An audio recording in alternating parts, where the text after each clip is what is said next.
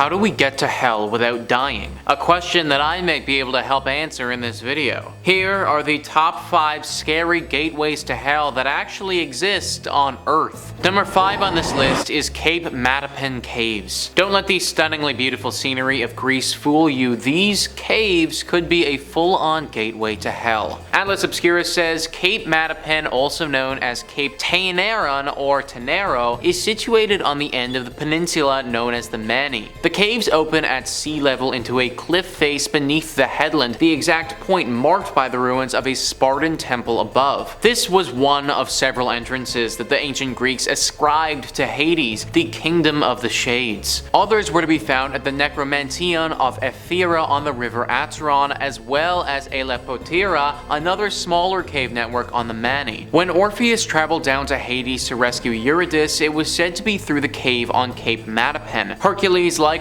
used these caverns when he made his own descent to the underworld. The geographer Pausanias identified Cape Matapan as the point where supposedly Cerberus was brought up from Hades by Heracles. Another story related to Pausanias linked to the picturesque cape relates to the poet Arion, who escaped from pirates to be carried ashore by a pod of dolphins. A bronze statue of the poet riding a dolphin stands on the crest of the cape, not far from the ruins of a temple raised in honor of the sea god Poseidon. The caves at Matapan can still be entered by visitors, although a boat is required to pass through the watery mouth of this particular hellgate. Now, I know that all of these are just ancient Greek legends, but those Greeks were pretty smart. Like, they definitely knew a thing or two, and they had close ties with the gods for sure. Number 4 on this list is Hekla. Wouldn't it just be so fitting if the gateway to hell was in a place called Hekla? Like, that just feels right, you know? Atlas Obscura says the imposing stratovolcano known as Hekla can be found in the southern mountains of Iceland, a fiery pit of lava that has long been associated with the fiery pit of Christian tradition. In the Middle Ages, Cistercian monks traveled far and wide across Europe carrying tales of Hekla Fell. In 1180, the monk Herbert de Clairvaux named the volcano in his book Liber de Miraculis. He wrote, "The renowned fiery cauldron of Sicily, which men call Hell's chimney, that cauldron is affirmed to be like a small furnace compared to this enormous inferno." The monk Benedict named Hekla as the eternal prison of Judas in his poem about the voyages of Saint Brendan from 1120. Later, in 1341, the medieval Icelandic manuscript Fleiti Book Einel described large birds that were reportedly seen flying inside the fiery crater. These were believed to be the souls of the damned. Nowadays, the superstitions around this volcano aren't as widespread, but the locals still are very wary around Easter. It's thought that on Easter and the days leading up to it, a coven of witches gather at this volcano and perform some sick rituals. I probably can't get into how brutal and gory they are on YouTube because this video would get taken down, but just know that it gets pretty real pretty quickly. If this is the gateway to hell as people suspect, then I can only imagine what type of sick and twisted stuff they get up to in a volcano. Good thing this volcano is in Iceland and is pretty out of the way for the average person. Number 3 on this list is Chinoike Jigoku. This hell gateway is located in Japan and looks exactly like what you would expect hell to look like. Beppu City in Japan is host to a bunch of beautiful hot springs. They are some of the nicest ones in the world and have attracted people from across the lands to go see them. Several hundreds of years ago, they were home to some beautiful Buddhist temples and were considered quite holy. All of them were sacred and good, except for one, the Chinoike Jigoku, or the Bloody Hell Pond.